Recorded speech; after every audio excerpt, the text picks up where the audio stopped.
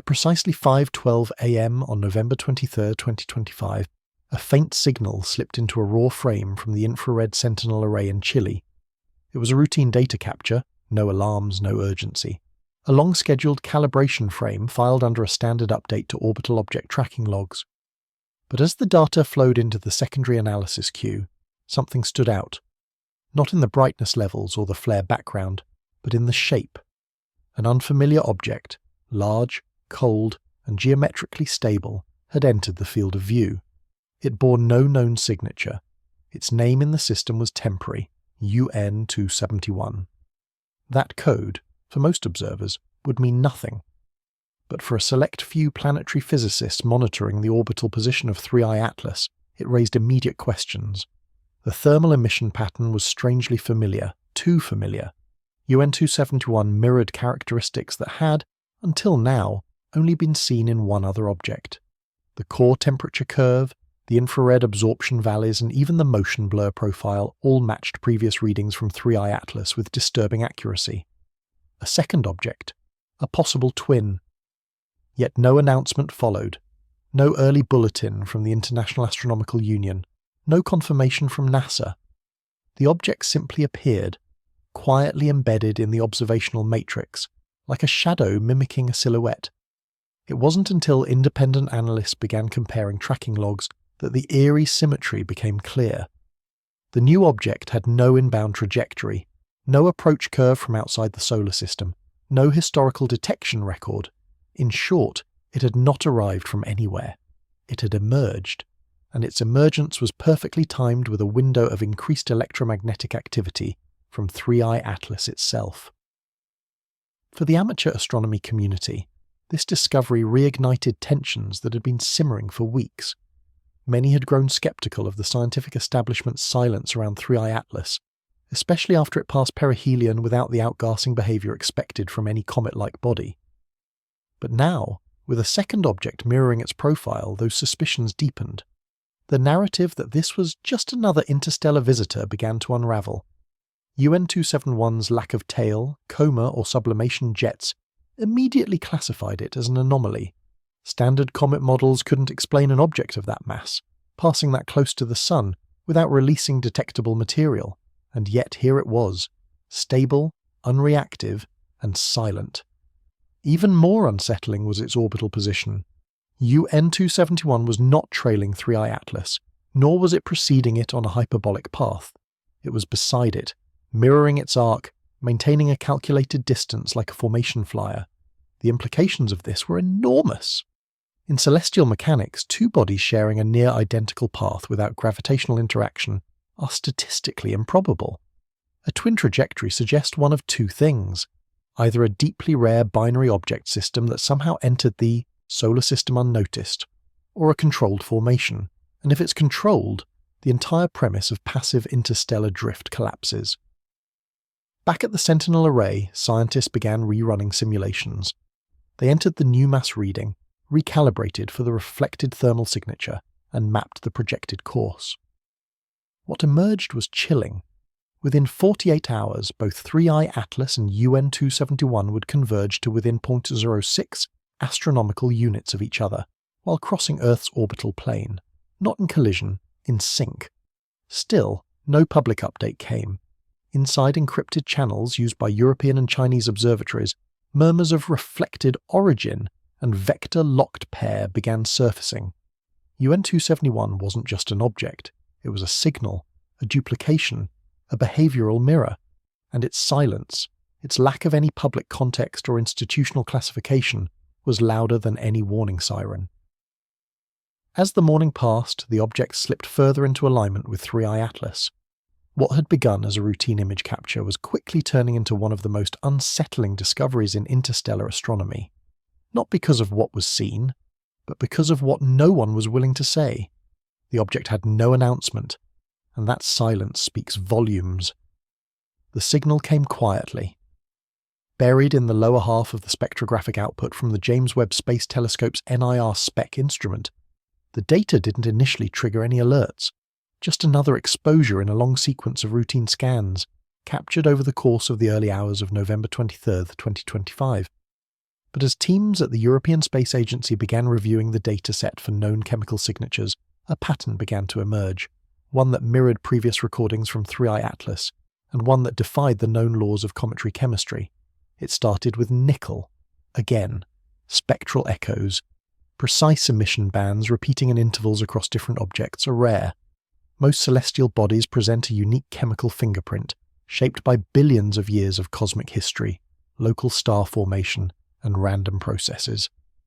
But when analysts compared the chemical absorption lines of this new object, UN271, to those of 3I Atlas, the overlap was nearly perfect. A sharp nickel line with no corresponding iron trace. This wasn't just statistically unlikely, it was chemically impossible under natural formation models. The resonance across multiple wavelengths was even more puzzling.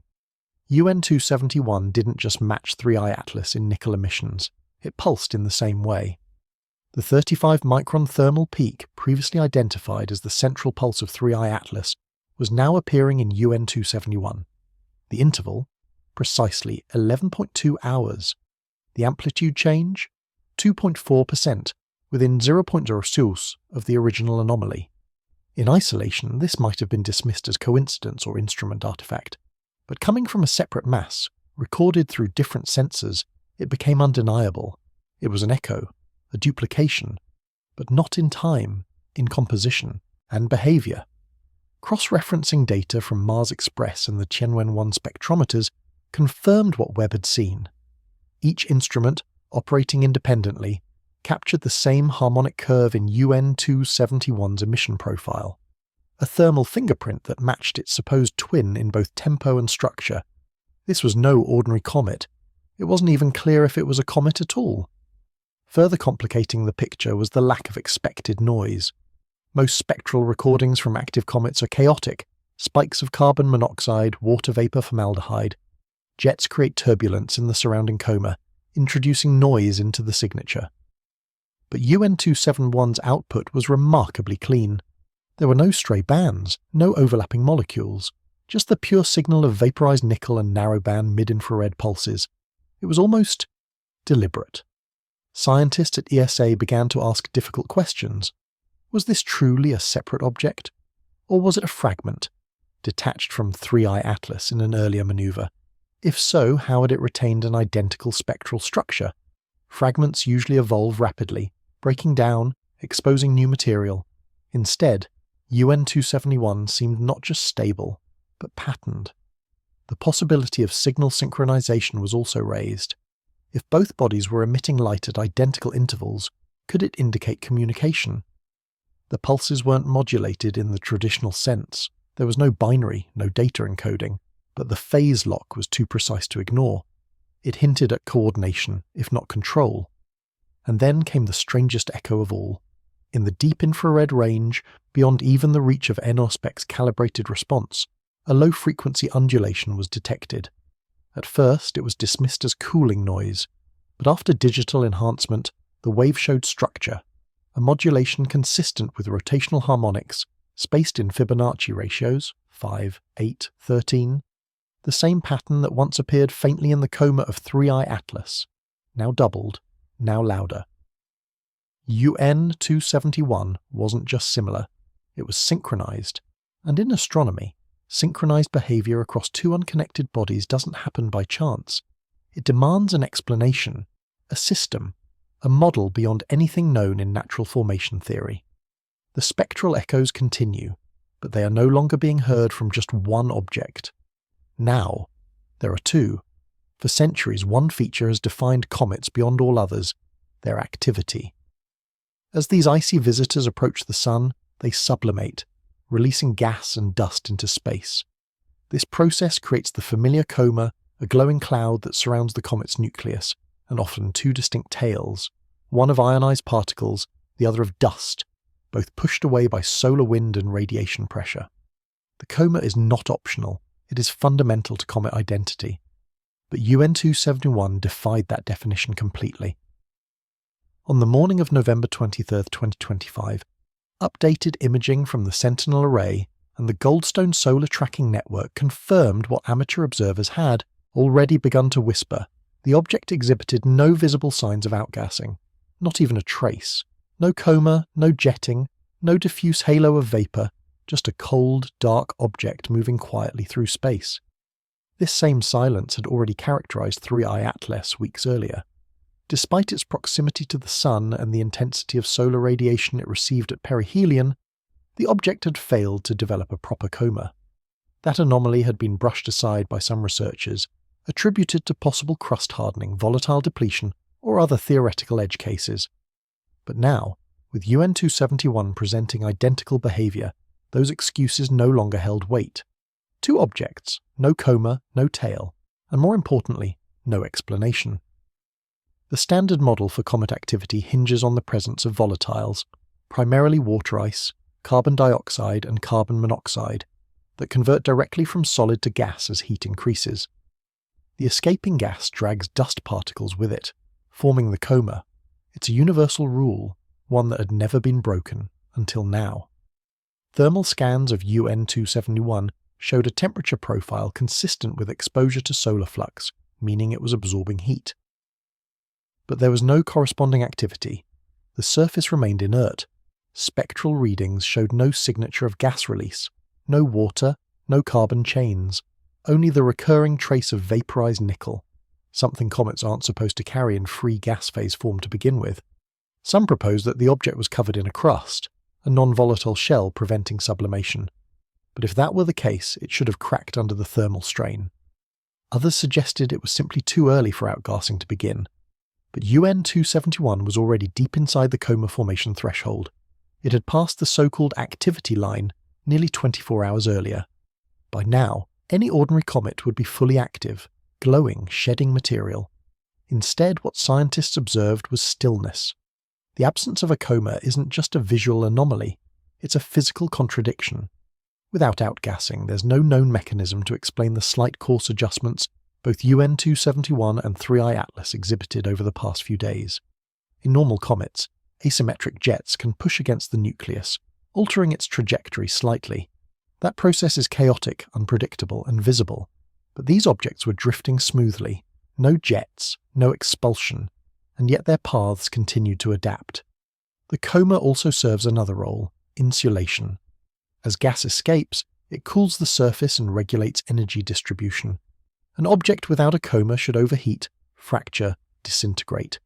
Yet both 3I Atlas and UN271 remained intact, even as solar radiation peaked. This led to a far more uncomfortable hypothesis. What if these objects don't need a coma because they're not made of ice? What if they're built, structured in a way that resists sublimation, that absorbs heat without vaporizing? What if what we're seeing isn't a failure to outgas, but a feature, a design? With no jets, no halo, and no trailing tail, UN271 moved like a ship, not a comet. It did not shed, it did not scatter, it simply glided forward, silent, dark, unchanging. And that silence now echoes twice. In a sky where comets are supposed to scream, these two anomalies whisper. Not because they're failing, but because they were never meant to behave like comets at all. The discovery of UN271 should have followed a predictable sequence. A detection by a deep sky survey telescope, cataloguing of its inbound trajectory, and classification as an interstellar object based on velocity and orbital eccentricity. But that sequence never happened. When analysts began tracing back the orbital path of UN271 on November 23, 2025, they found nothing. There was no record of approach, no observation arc from any sky survey, no early brightness curve logged in the Pan-STARRS archive, no blip in Gaia's photometric data. Even the Near-Earth Object Wide-Field Infrared Survey Explorer, known for flagging small inbound comets, had logged 0 relevant detections. UN271 had simply appeared. This was not just unusual, it was unprecedented. Every known interstellar object, from Oumuamua in 2017 to 2I Borisov in 2019, had been detected on approach. Their speeds, origins, and inbound paths were all mathematically consistent with an extrasolar origin. But UN271 had no inbound path. When orbital models were run in reverse using its current position and velocity, they terminated abruptly. The equations diverged. UN271's vector didn't trace back to interstellar space. It pointed inward, toward the solar system. But how could an interstellar object enter from inside? Some theorists proposed a hyperbolic slingshot past Jupiter or Saturn, an obscure high-energy flyby that could have altered its trajectory and masked its origin. But no such encounter was found in planetary telemetry. The gas giants were nowhere near the calculated path. Others suggested that UN271 might have been hiding in the solar blind spot, near the Sun, making detection difficult until it emerged. But this would have required UN271 to somehow maintain velocity and direction, while avoiding detection by space-based solar observatories like SOHO and Stereo. That too was impossible. The object's own motion was calm, linear, not erratic, not spinning, not deflecting. It presented the behavior of something inserted, not ejected, something placed, deliberately or not, into a stable arc just beyond our instrument's reach, waiting for its moment to cross into visibility. Some describe this as a registration problem. In astronomy, when an object is catalogued, it receives a formal designation and is registered in systems like the Minor Planet Center or JPL's Horizons database. UN271 had no registration until the day it appeared. No provisional ID, no precursor fragments. Its first detection was also its first presence. And then came the comparative drift analysis. When astrophysicists plotted the orbital drift between UN271 and 3I Atlas, they noticed a stunning alignment. The two objects shared a near-identical angular velocity across several observation windows. Their orbital planes weren't just similar, they were matched to within fractions of a degree. This was no chance crossing of interstellar paths. The odds of two separate objects independently achieving such tight alignment, without gravitational tether or historical encounter, were virtually nil. This raised a more difficult question. If UN271 had no trackable origin, and its motion mirrored 3I Atlas, was it possible the two objects had entered the system together? If so, that would mean the entire observation timeline for 3I Atlas had been incomplete, that we'd been watching only one part of a larger system, without knowing the other part was hidden. This twin insertion hypothesis, as it began to be called in internal ESA briefings, rested on the idea that both 3I Atlas and UN271 had been moving in synchrony before detection, one visible, one cloaked by glare, trajectory or proximity to the solar blind zone, and if true, it also implied that the appearance of UN271 was not random, it was timed. A hidden twin revealed only after its counterpart had passed perihelion and triggered global attention. UN271 was unregistered, undetected, unexplained, and yet utterly aligned. It did not come from the outer void. It came from silence. And now, silence is the loudest signal in the sky. Infrared instruments are the sentinels of space. They do not rely on visible light or reflective surfaces. They look for heat, raw, measurable, and revealing. Every object in the solar system emits infrared radiation proportional to its temperature and surface characteristics. Comets, in particular, show distinctive thermal profiles when approaching the Sun. Active ones glow unevenly. Their jets create localized hotspots. Their comas scatter heat. Even dormant comets display thermal gradients as they rotate and absorb solar energy. But on November 23, 2025, the thermal readings from UN271 triggered something unexpected. Nothing. ESA's infrared survey system, along with support from JAXA's Hayabusa 3 spectral relay, detected no meaningful temperature differential across the body of the object. It was uniformly cold, not freezing in the classic sense, but flat, even, silent. And that silence wasn't just strange, it was statistically wrong. UN271 had just passed its closest solar approach 2 days prior.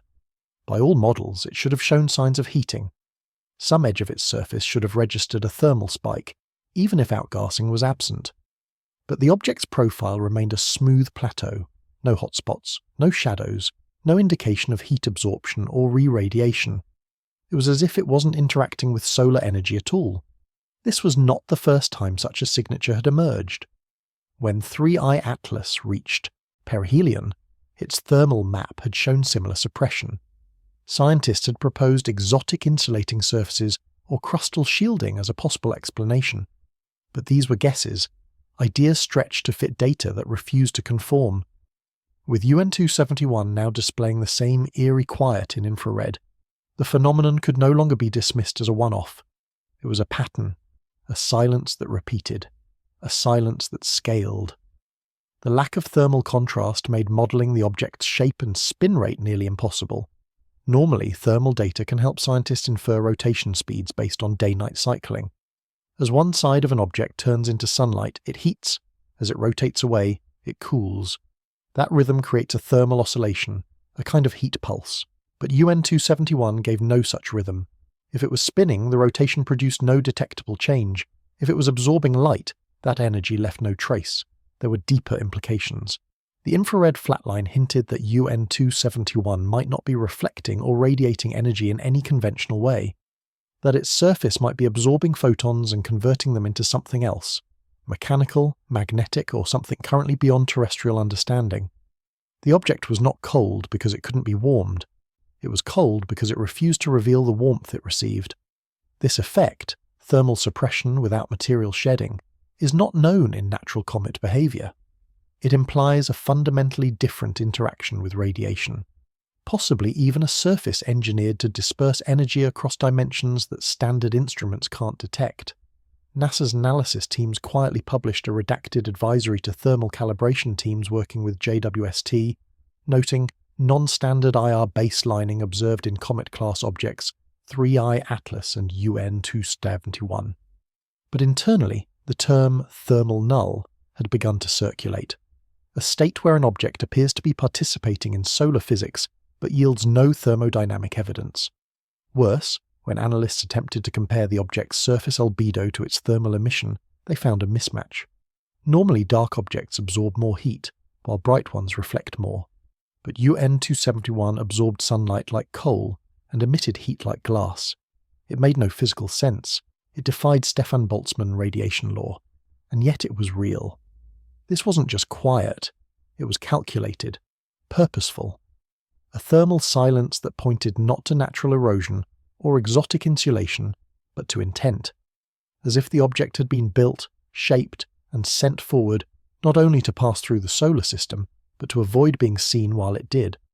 When orbital analysts at ESA's Dynamics Lab ran comparative models between 3I Atlas and UN271, they expected some variance, different insertion points, different energy profiles, different angular trajectories. But what emerged from the simulations was something they were unprepared for, a mirrored arc. UN271's orbital path was not only similar to 3I, Atlas, it was geometrically reflective. Over a 72-hour simulation window following perihelion, both objects traced near-identical shapes across the inner solar system, but on opposite sides of the ecliptic plane. When mapped in 3 dimensions, their trajectories formed a kind of interstellar bow, 2 sweeping curves pointed inward, facing each other across a near-perfect central axis. This was not orbital coincidence. This was structure. That structure had a name inside mission control, the orbital mirror. In celestial mechanics, mirrored orbits are rare but not unheard of. Some resonance pairs in Saturn's rings show harmonics that mimic each other on opposite sides of the planet's axis, but those are natural byproducts of long-term gravitational interactions. What made 3I Atlas and UN271 different was the precision of their symmetry and the timing of their visibility. They were not always visible together. They became visible at nearly the same moment. On November 23, 2025, when UN271's reflected path brought it to the same longitudinal point 3I Atlas had passed 5 days earlier, it appeared in amateur telescope captures across the southern hemisphere, right where it mathematically should have been. But it had not been there before. That abrupt appearance made one thing clear. We had been looking in the right place all along. We just weren't seeing it. Some theorists suggested this reflection was gravitational, a shared origin or launch geometry that caused the 2 objects to spiral in opposite arcs. Others argued for magnetic guidance, invoking interactions with solar plasma fields, or even a passive resonance with Earth's heliospheric current sheet. But none of these ideas could account for the sharpness of the mirror, how tightly the curves matched, how synced the timing was.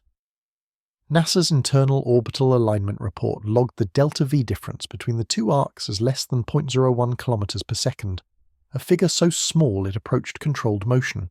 Not just interstellar drift, not just gravitational assistance, but guided flight. There were more details hidden in the curves. UN271 and 3I Atlas did not simply mirror each other in path, they mirrored in velocity profile, perihelion distance, and even radiation exposure angle. Their light curves, measured in microlensing fluctuations, showed matching troughs and rises spaced precisely 5 days apart. It was as if one was watching the other, or worse, tracking it. This gave rise to a new line of thinking. What if these objects weren't siblings? What if one was the observer and one the target? The orbital mirror implied coordination, not just similar paths, but reactive design. When one turned, the other echoed. When one crossed a trajectory node, the other arrived 5 days later, always behind, always offset, always synchronized. And that raised a final question no one wanted to write in their reports. If this is a mirror, what's on the other side? In physics, mirrors reflect information. They allow one observer to deduce the presence of another through reflection. But in orbital dynamics, a mirror implies intention, planning, geometry that doesn't arise by chance. UN271 didn't just show up beside 3I Atlas, it showed up because of it. And now the sky shows us both. A silent pair, a mirrored dance, and something watching in the gaps between them. There are numbers in nature that do not simply occur, they replicate. The Fibonacci sequence is one of them. From the spiral of nautilus shells to the arrangement of sunflower seeds, it appears again and again where structure meets growth, where chaos finds symmetry. But on November 23, 2025, it appeared somewhere it had never belonged before, the telemetry shadows of an interstellar object. When ESA's deep field radar systems scanned UN271's reflective signal across 3 passes, they noticed something subtle, not in the shape or density of the object itself, but in its shadow. Radar shadows occur when a signal is blocked or delayed by protrusions or irregular surfaces on an object. The shape and timing of those shadows can reveal surface features and motion, but UN271's shadow wasn't just irregular, it was recursive.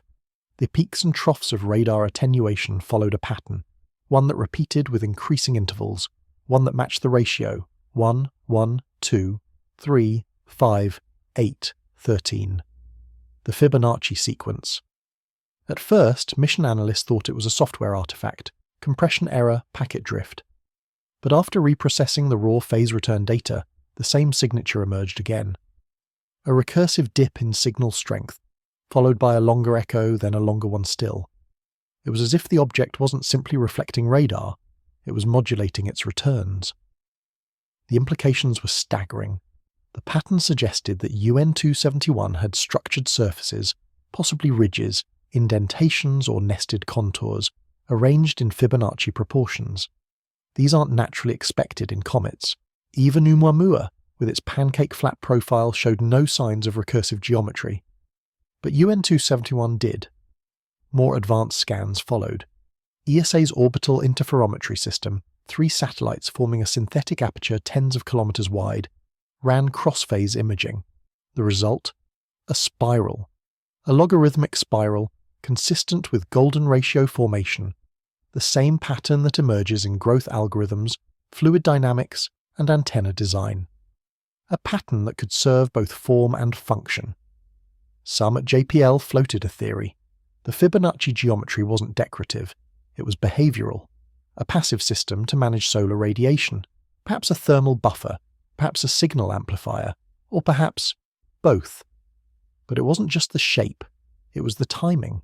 The recursive pattern in the radar shadows occurred every 233 seconds, not 232, not 234, exactly 233. Another Fibonacci number. These weren't coincidences, they were confirmations, and they raised a deeper possibility. What if? The object wasn't just surviving space. What if it was communicating? Fibonacci patterns are universal, recognizable, self-similar across scales, used in compression algorithms, logic gates, digital encoding. If an intelligence wanted to prove its non-random origin using only shape and silence, Fibonacci would be the language. The shadow said more than the light. And perhaps most disturbingly, it matched something else. When researchers cross-referenced the 3i Atlas light curve from 2 weeks earlier, they found a faint modulation in visible light. Not enough to trigger alarms, but enough to sketch the start of the same recursive rhythm. 1, 1, 2, 3. The pattern now appeared in both bodies. The Fibonacci spiral wasn't just carved into the skin of UN271, it was embedded in their motion, in their silence, in their delay. A message that doesn't need words, just structure, and just enough time for anyone to notice. The sky's full of noise, radio bursts, thermal echoes, cosmic rays, and solar wind distortions. Every day, instruments around Earth filter out billions of data points just to isolate the ones that matter. But on the morning of November 23, 2025, one signal didn't need to be found. It found them. It came from UN271. The object was already under intense observation. After its appearance alongside 3i Atlas, every major observatory, ground and space-based, pivoted its resources to focus on it. Most were watching in the optical and infrared spectrum.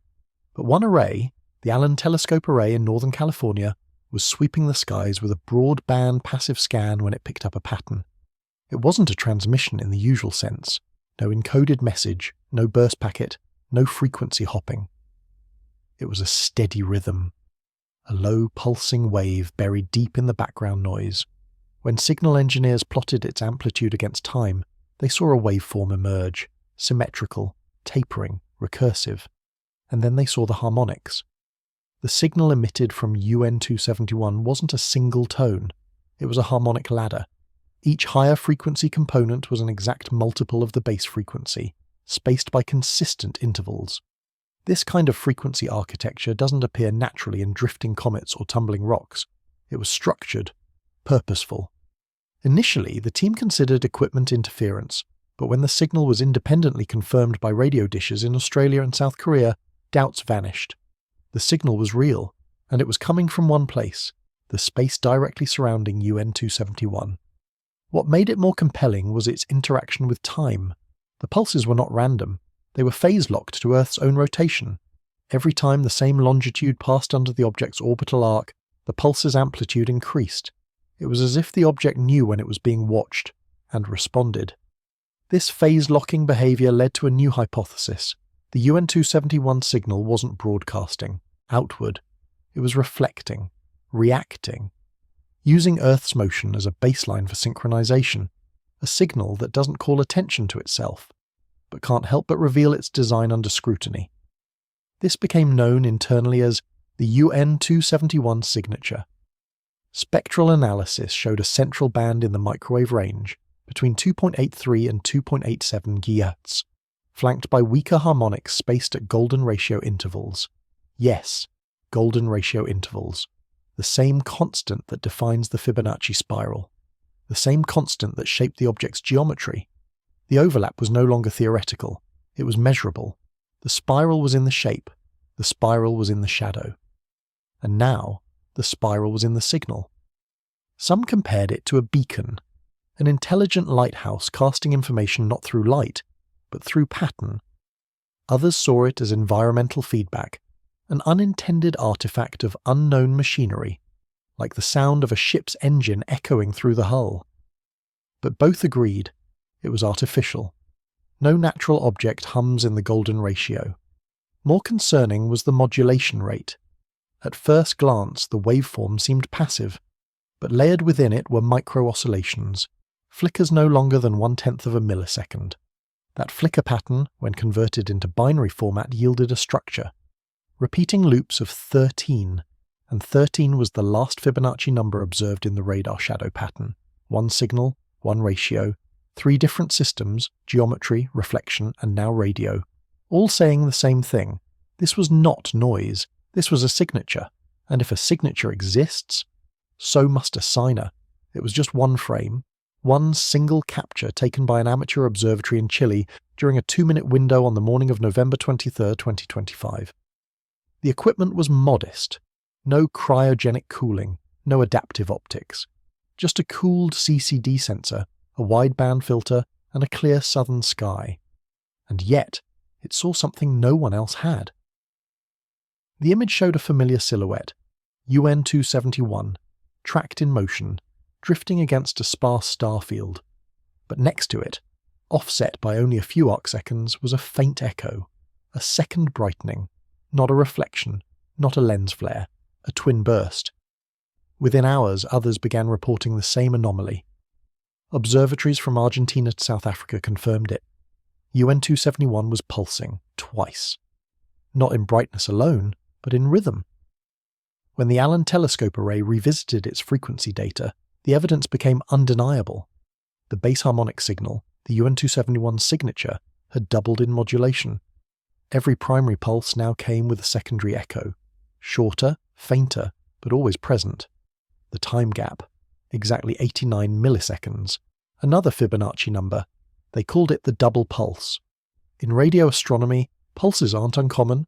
Rotating neutron stars, pulsars, emit regular electromagnetic beacons. But their pulses are consistent, mechanical, unchanging. What made UN271's double pulse different was the relationship between the two signals. The second pulse wasn't a copy. It was an inversion. Spectral phase analysis showed that the second echo consistently reversed the waveform of the first. Where the primary pulse crested, the secondary dipped. Where it surged, the echo fell silent. This was not just a twin, it was a counterpoint. Some likened it to binary signaling, like a 1 and a 0 in an interstellar computer. Others thought it resembled a biological heartbeat, systole and diastole, a push and a pull. Whatever it was, it had never been seen in any natural body. And then the light pulses arrived. JWST, still locked on UN271 through its near-infrared camera, detected paired surges of energy, spaced 89 milliseconds apart, across 3 spectrums: infrared, near-visible, and extreme ultraviolet. These surges were faint, but their consistency left no doubt. UN271 wasn't just emitting pulses, it was pulsing in synchrony, across multiple frequencies and instruments, radio, infrared, optical, all echoing the same rhythm, double, inverted, Fibonacci timed. But the strangest part wasn't the signal itself, it was what came between the pulses. In the milliseconds between the primary and secondary burst, a pattern emerged. Not in energy, but in absorption, a microscopic dip in background cosmic noise, as if the object wasn't just sending something out, it was pulling something in. Scientists at ESA's Solar Observatory proposed a radical theory. The double pulse wasn't just a signal, it was a mechanism, an interaction cycle between UN271 and the vacuum around it. A push into space, followed by a draw back in, like echolocation at a cosmic scale, or a breath. A few dared to whisper another term, a dialogue. If the primary pulse was a question, and the echo was an answer, then UN271 wasn't just transmitting, it was responding. To solar wind, to gravitational vectors, perhaps even to observation itself, and if that were true, then we hadn't just found a signal, we had entered the conversation. Comets rotate, asteroids rotate, even interstellar objects sculpted by ancient collisions and gravity fields carry angular momentum. Rotation is the cosmic fingerprint of formation, of time, of force. But UN271 broke that rule. When astronomers observed the object on the morning of November 23, 2025, they anticipated spin. It had passed near the Sun and had been exposed to solar heating, conditions that normally induce torque in asymmetrical bodies. But over multiple high-resolution observations from both orbital and terrestrial instruments, one detail stood out. There was no rotation. Not slow, not subtle, not hidden behind shadow or debris. None. Photometric readings from the Cerro Tololo Inter-American Observatory in Chile showed a flat-like curve over 12 continuous hours. The James Webb Space Telescope confirmed this in the infrared, showing no fluctuation in surface temperature distribution. ESA's Solar Sentinel radar, satellites returned identical results. No Doppler drift, no axial wobble, no tumbling motion. UN271 was not spinning. That is not natural. Objects in microgravity don't stop rotating without intervention. The lack of detectable spin suggested 2 scenarios. Either the object had a flawlessly balanced mass, or it was under some form of active stabilization. Neither should be possible. A naturally symmetrical object of this scale would require perfect formation, no impact scars, no structural deformation, no outgassing events. But UN271's outer surface was jagged, marked by striations and irregularity. It looked ancient. It looked damaged. It did not look balanced. So the alternative gained traction. It was being controlled. Some proposed internal gyroscopes, reactive mass drivers, or spinning cores. Others speculated about magnetic coupling with the solar field, some unseen mechanism holding the object in a fixed attitude. But silence followed. No agency offered a public explanation. The data was clear, but the interpretation was avoided. Rotation is not a footnote in orbital science. It is a cornerstone.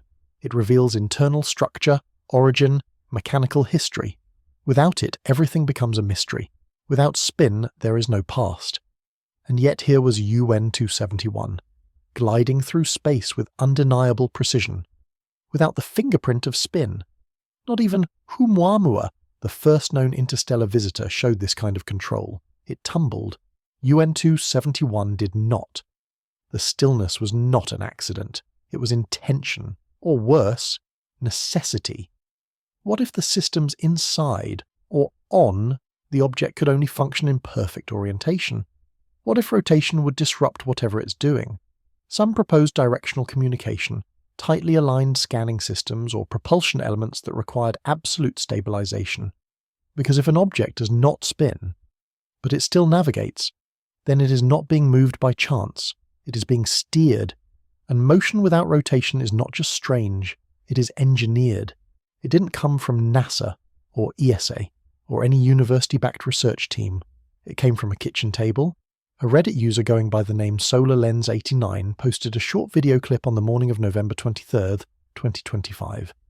The video showed a series of telescope frames stacked into a simple animation, 24 seconds of motion across the night sky. It was grainy, overexposed in some frames and visibly unfiltered, but it caught something the world's best observatories had missed. UN271 wasn't alone. Alongside its faint silhouette just to the left and slightly above the object's light core, another body flickered in and out of visibility. It didn't appear in every frame, and it didn't follow the exact same path, but it remained in proximity, close enough to rule out a star or pixel artifact, far enough to suggest independent movement. At first, the video was dismissed. Amateur videos are notoriously unreliable, full of lens reflections, pixel ghosts, atmospheric distortion. But then another video appeared, and then another. By mid-afternoon, 23 independent uploads across 6 countries had surfaced, each showing the same anomaly. A second body near UN271, moving in parallel but not in sync. Amateur astronomers began coordinating in real time, sharing coordinates, adjusting exposures, switching filters. Some set up multi-spectral imaging arrays in their own backyards. Others used remote telescopes rented from observatories in Australia or South Africa.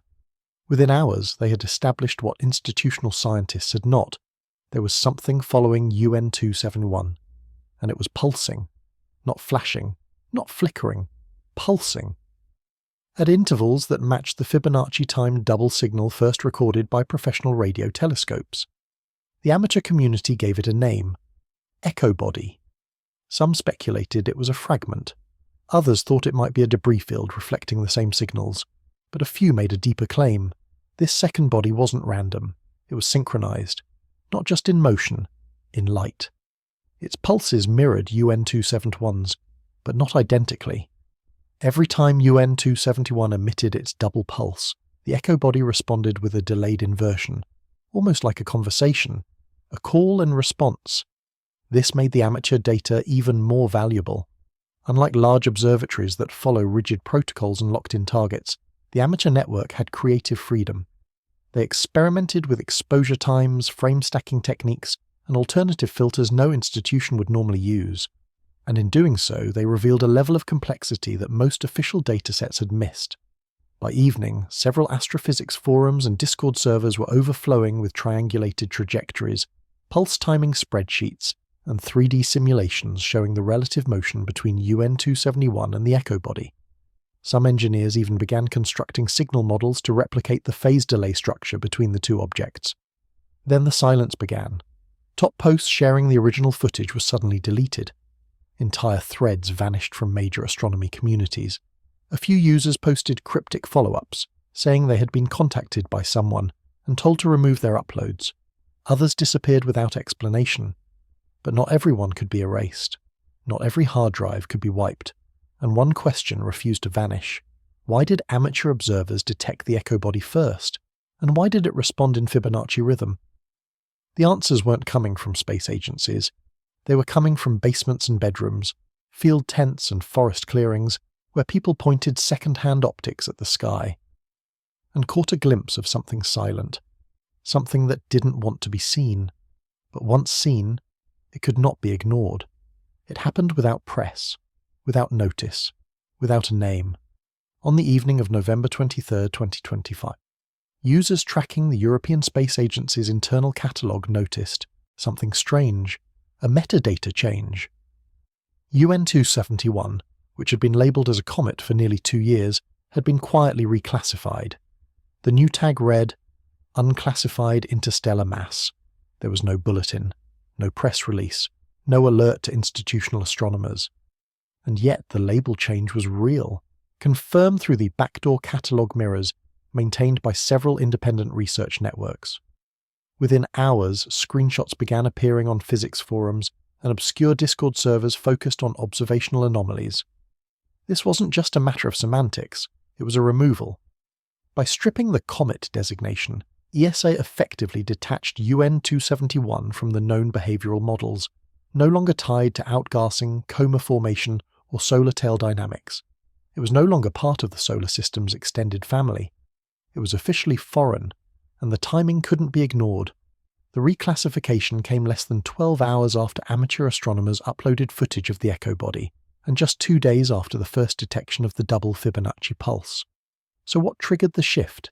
Insiders believe it wasn't a single data point, but a convergence of anomalies: the absence of thermal emission, the complete lack of rotation, the inverted pulse structure, and now the presence of a second object moving in parallel, yet distinct in behaviour.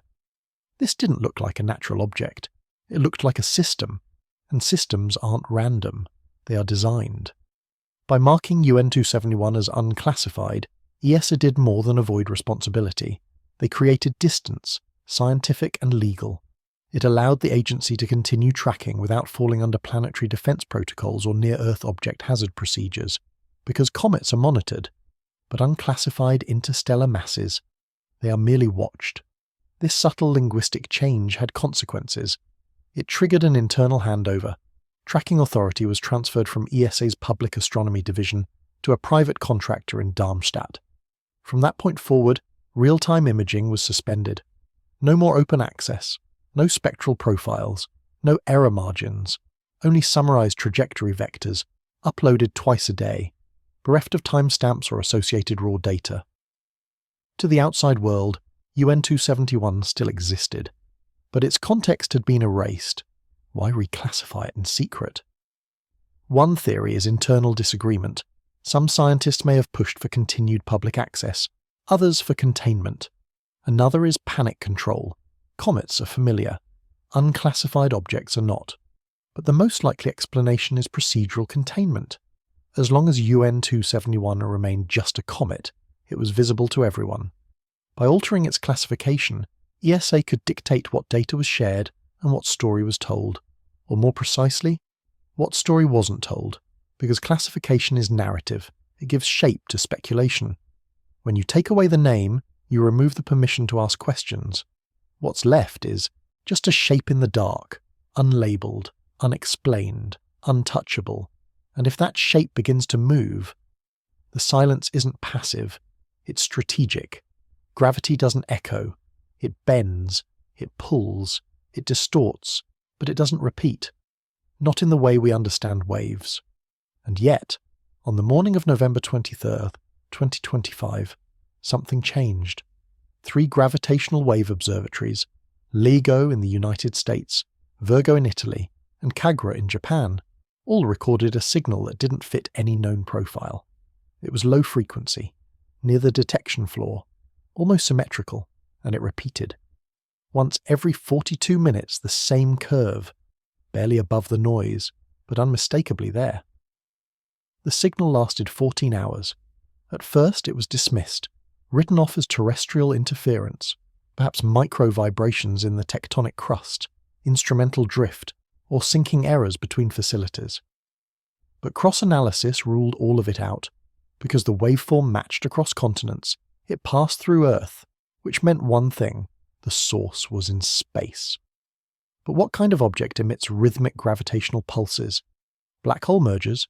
No, the frequency was too low. Neutron star collisions? Too weak. The shape was all wrong. It wasn't an explosion, it was a rhythm. Like a bell being struck, lightly, precisely, with timing. And it matched something else. The signal appeared to resonate within a specific orbital band, not above Earth, but in the corridor between Earth and the Sun.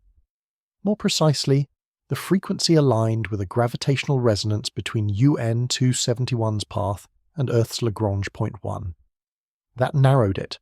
The source was either near UN271 or part of it.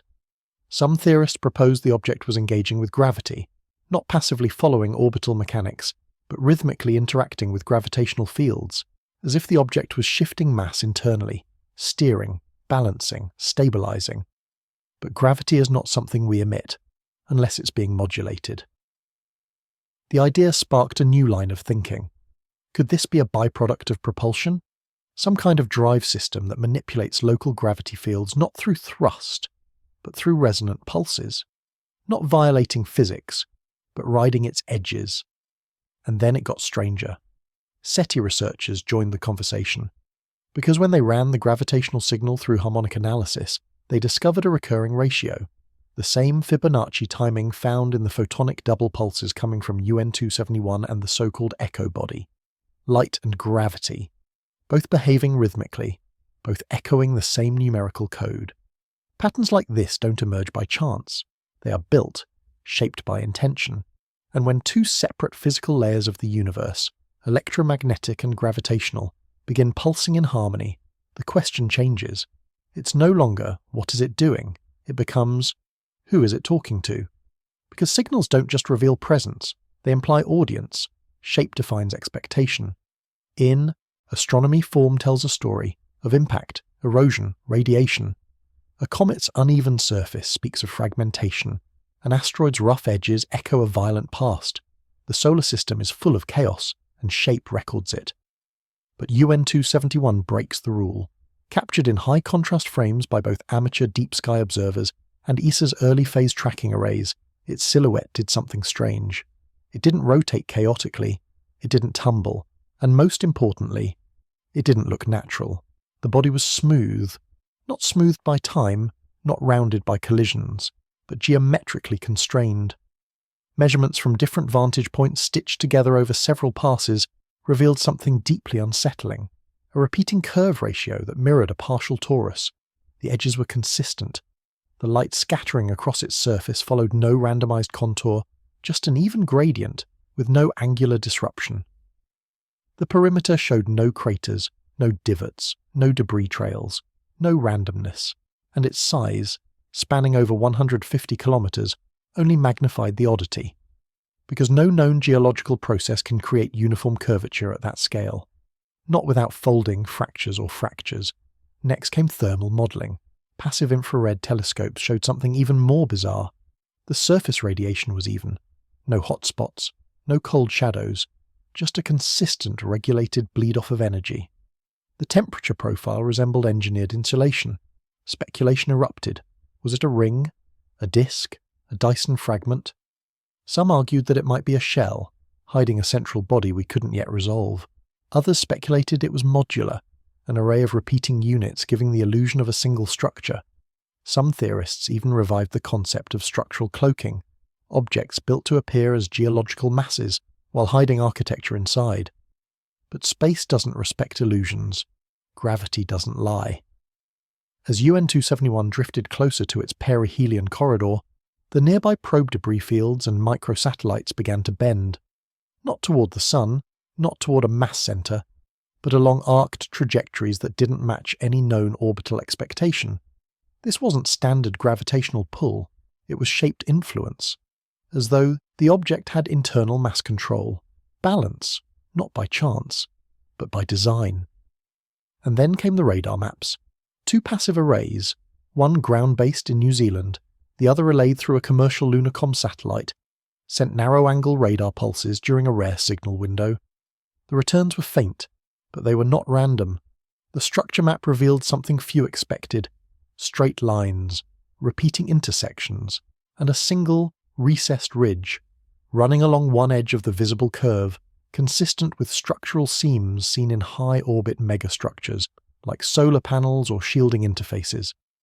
It defied every model for comets, asteroids, or interstellar rocks, because it wasn't a rock, it was a form, built not by erosion, but by instruction.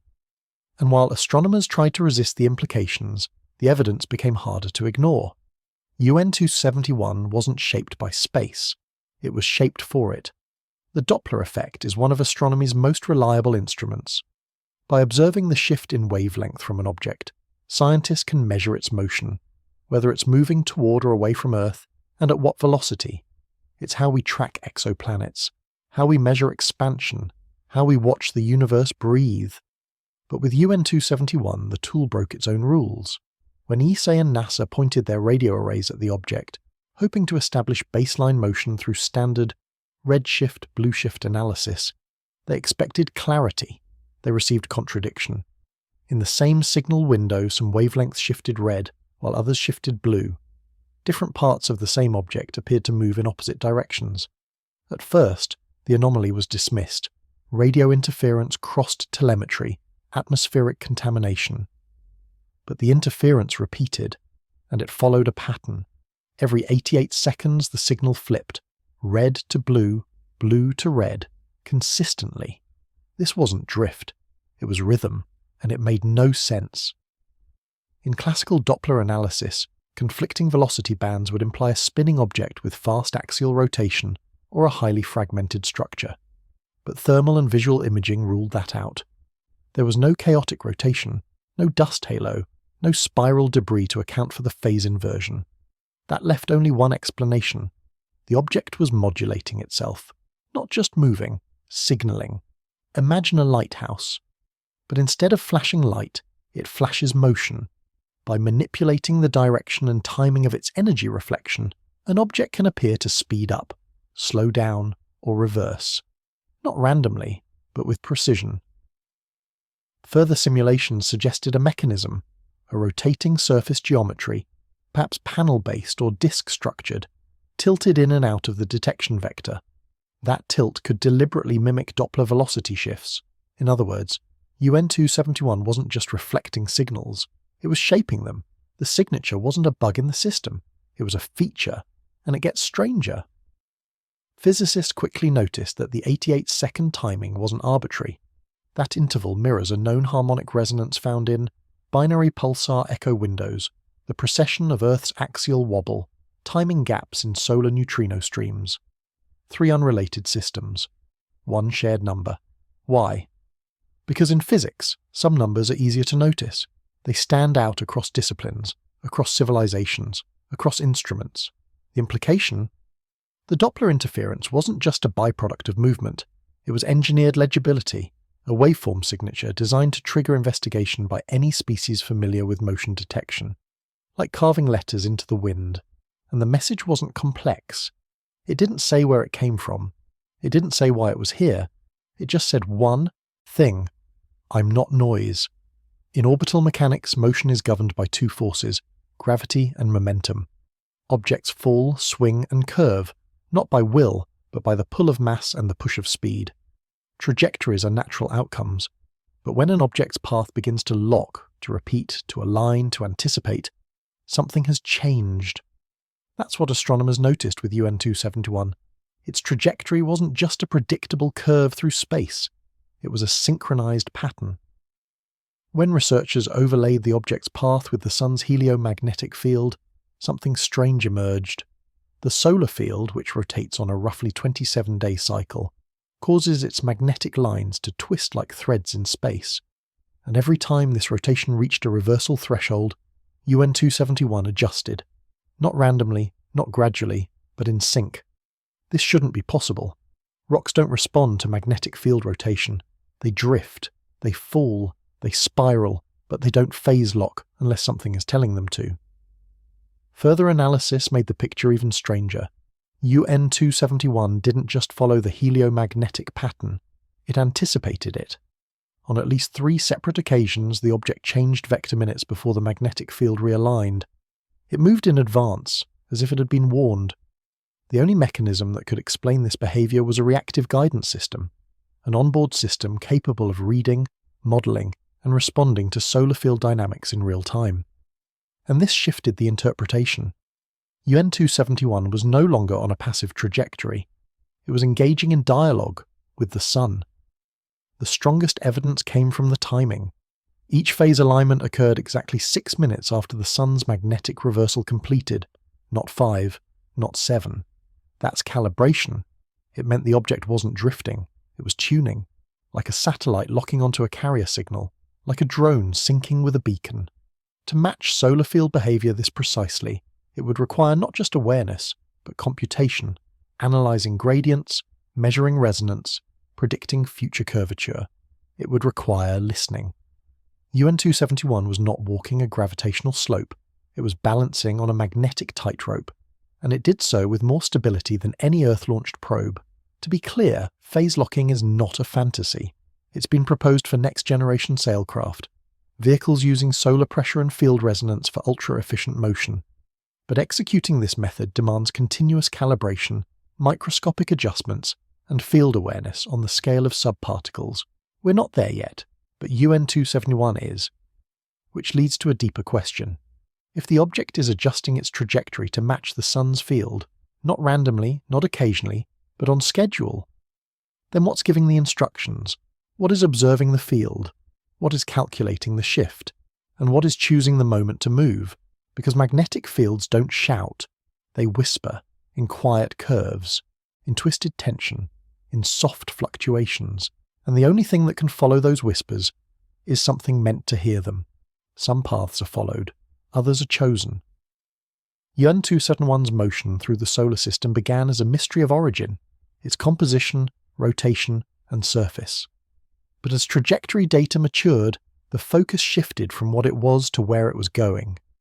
Because this object wasn't just moving, it was aligning. On November 23rd, the orbital analysts noted an angular convergence in its trajectory, not with a planet, not with an asteroid belt, but with a satellite corridor. Specifically, UN271's path cut directly through the orbital window used by NASA's Stereo A probe, a solar observation satellite launched to monitor coronal mass ejections. The overlap wasn't approximate, it was clean, precise, timed to the second. At first, it was dismissed as coincidence, but orbital mechanics rarely produce that kind of alignment unless by design. The phenomenon is known as interception geometry, an intentional flight path that converges with another object's space and time window. It's typically reserved for rendezvous operations, like docking, data relays, or interception. But this wasn't a spacecraft returning home, and it wasn't Earth that programmed the maneuver. The anomaly deepened. Further trajectory modelling revealed multiple past alignments with high-altitude comms relays above the Pacific. Future projections showed upcoming near passes through the heliocentric transmission zone of the SOHO and Parker solar probe. In each case, the object's path wasn't just crossing orbital space, it was threading through communication arteries. And then came the speed data. Each time UN271 approached one of these narrow corridors, its velocity subtly adjusted, decelerating just enough to enter the intersection window, then resuming baseline speed afterward.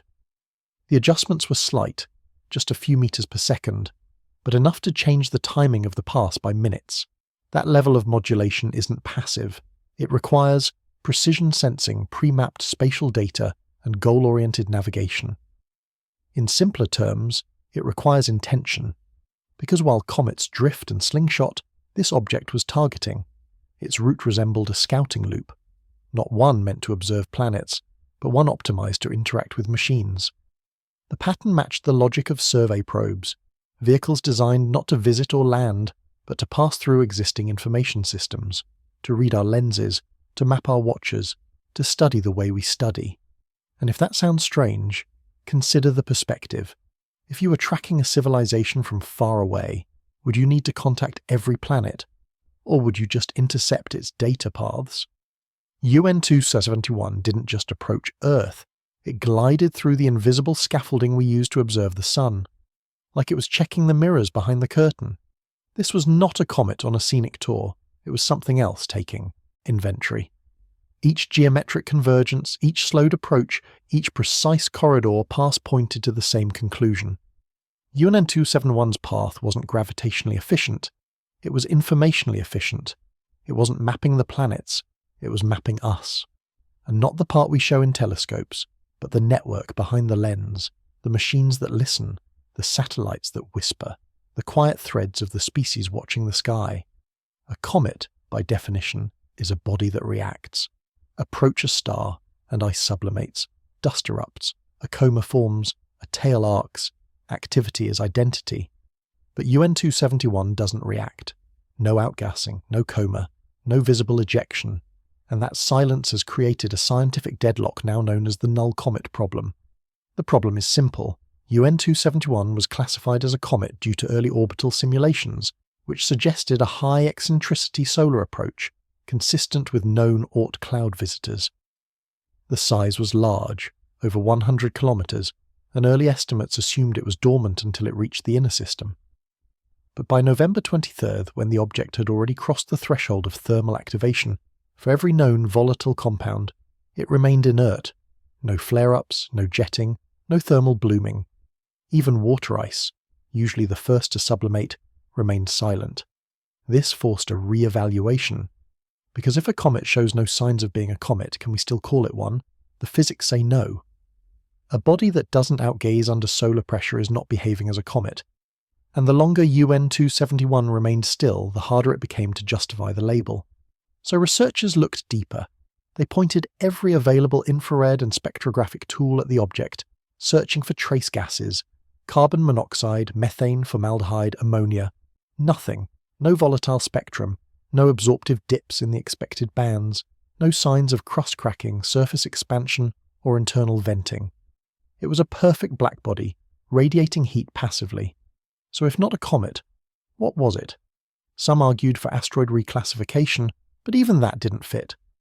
The object's density, derived from gravitational interactions with nearby dust and probe flybys, was too low to be a rock, but too high to be fluff. It sat in a classification dead zone, neither comet nor asteroid. Then came the null reflection data. High-angle solar backscatter showed something that broke the model completely. No particulate veil. Every known comet, even dormant ones, emit tiny reflective particles that create a dusty halo around their bodies. These particles scatter light and change polarization under certain angles. UN271 had none. The space around it was clear. This was not just a silent comet.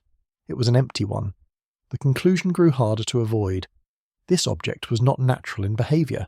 It refused to behave, and that refusal created a paradox. Either UN271 was a comet with impossible physical traits, or it was never a comet to begin with. But then, why the orbital mimicry? Why approach the Sun in the same eccentric arc as traditional comets? Why follow a path that looked familiar but never played by the same rules? This is where the null comet problem becomes more than semantics.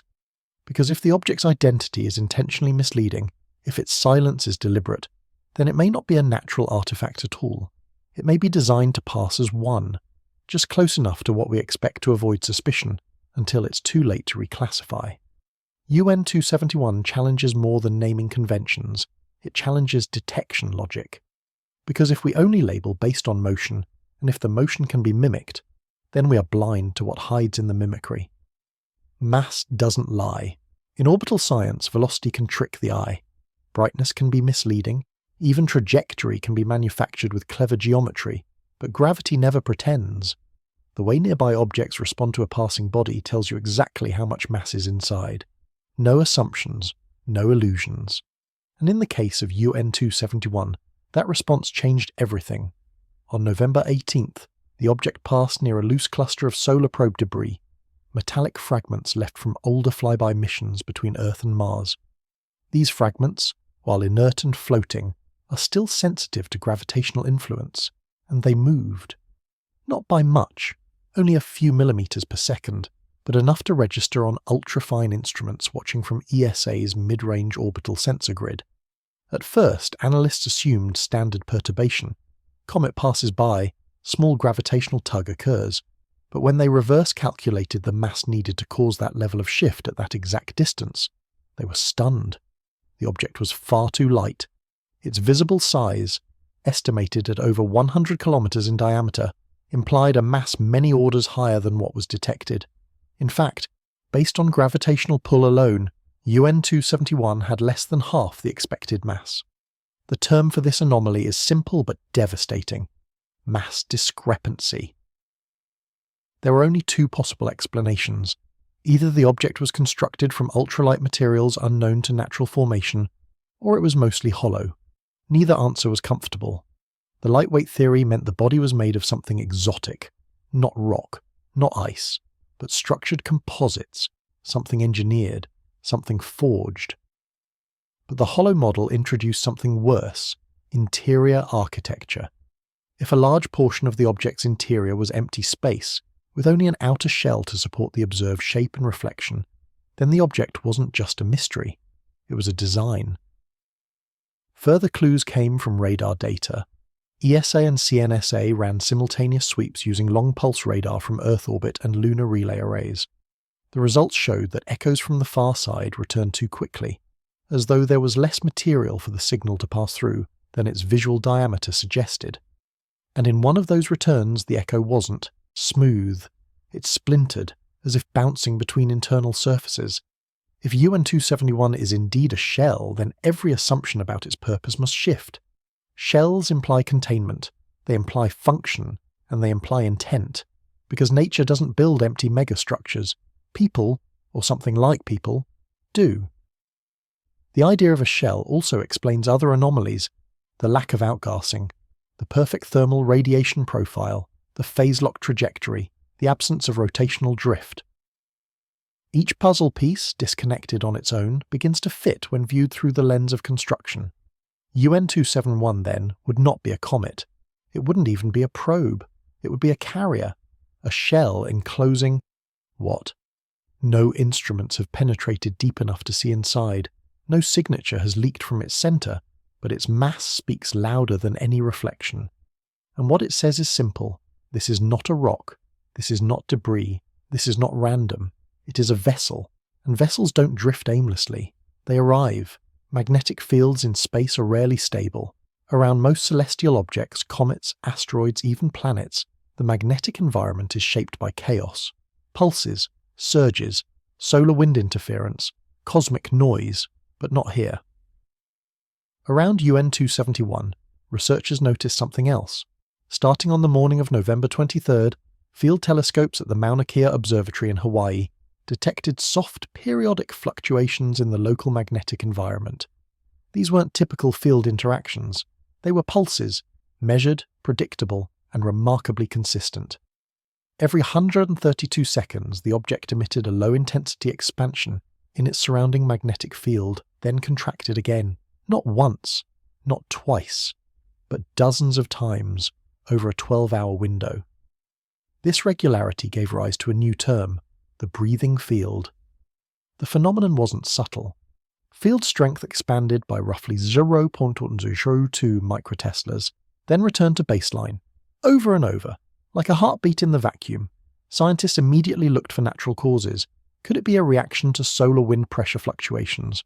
No correlation. Could it be ambient magnetic compression from solar sector boundary crossings? Again, no match. The field rhythm wasn't reactive, it was endogenous. That changed everything. Because magnetic breathing, as a behavior, requires internal energy. It implies a controlled mechanism, generating a cycle from within. Nothing in the known natural catalogue matches this. Even Earth's magnetic field, generated by a rotating molten core, doesn't pulse this evenly.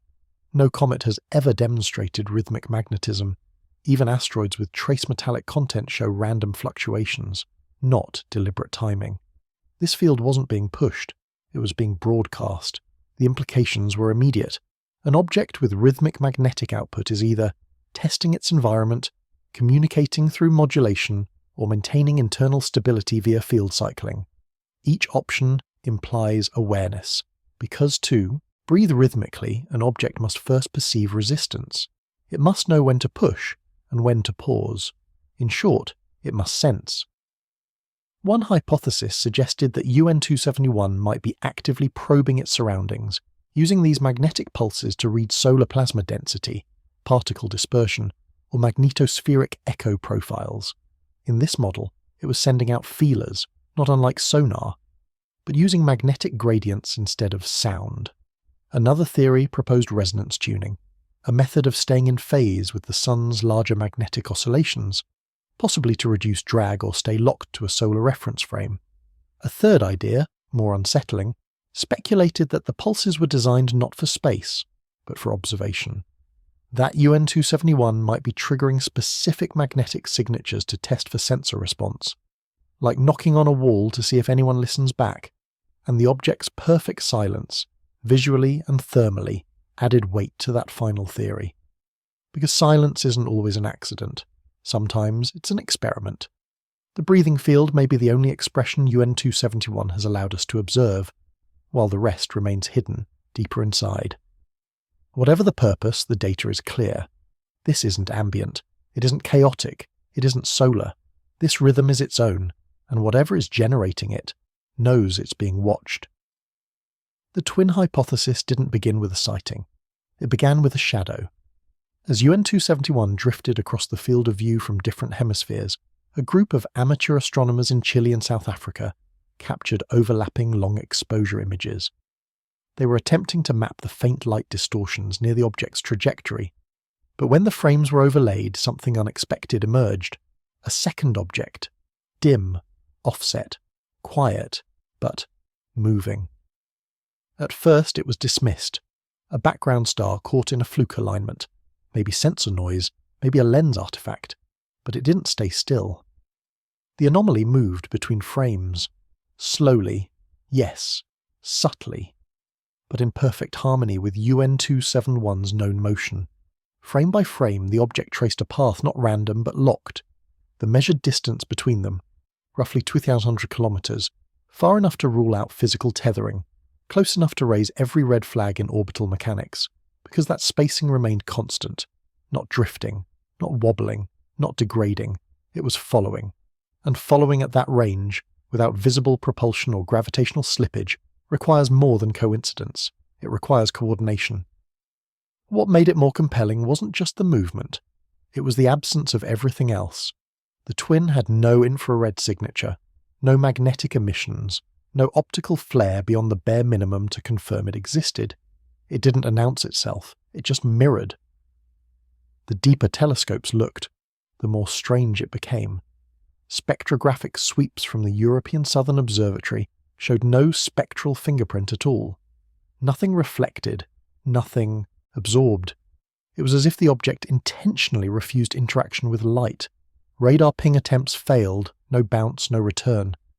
But gravitational micro-tugging on the fringe particles near UN271 confirmed it had mass, just enough to make a difference, just enough to be real.